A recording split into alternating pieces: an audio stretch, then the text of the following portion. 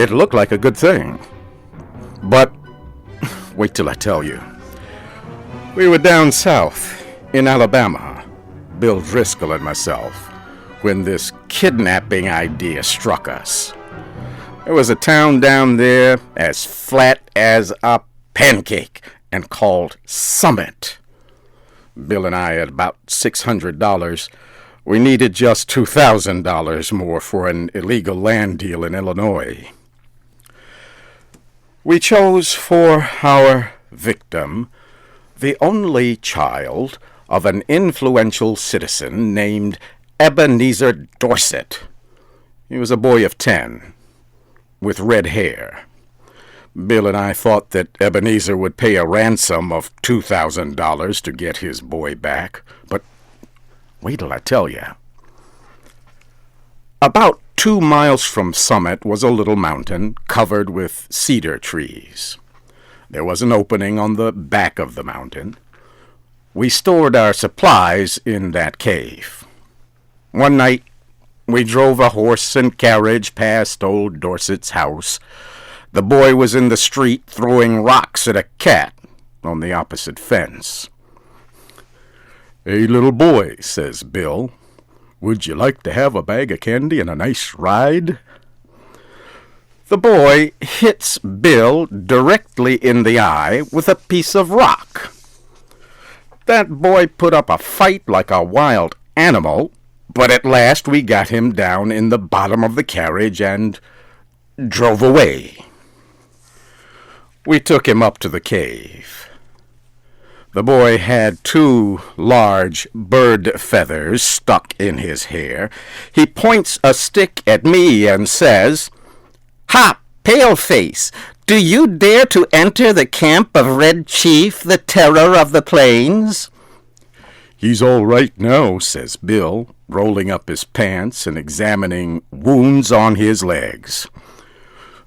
"We're playing Indian. I'm Old Hank, the trapper, Red Chief's captive. I'm going to be scalped at daybreak by Geronimo.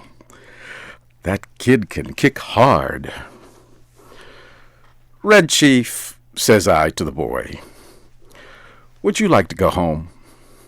"Ah, what for?" says he. "I don't have any fun at home. I hate to go to school. I like to camp out."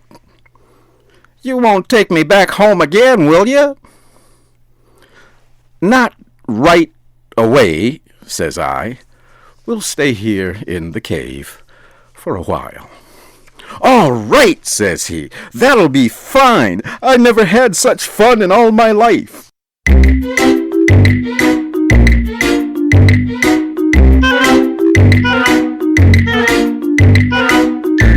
We went to bed about 11 o'clock. Just at daybreak, I was awakened by a series of terrible screams from Bill. Red Chief was sitting on Bill's chest with one hand holding his hair. In the other, he had a sharp knife. He was attempting to cut off the top of Bill's head based on what he had declared the night before.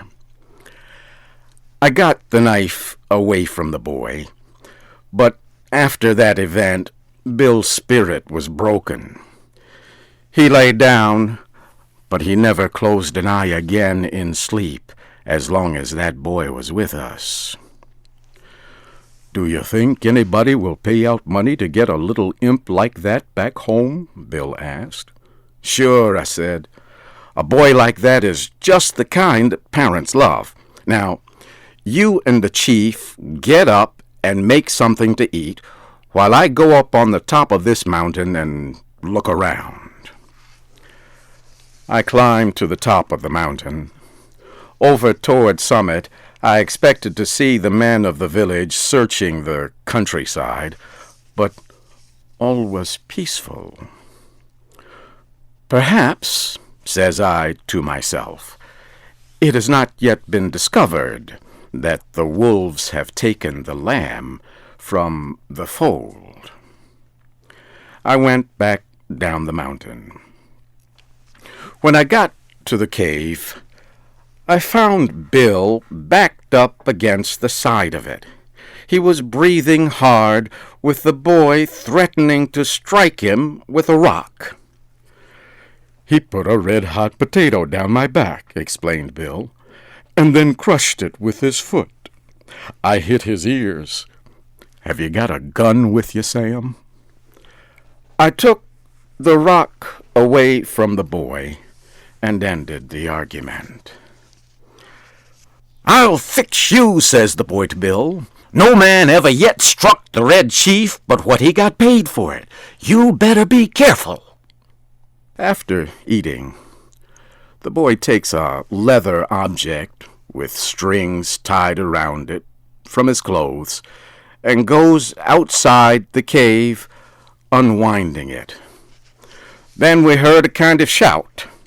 It was Red Chief holding a sling in one hand. He moved it faster and faster around his head.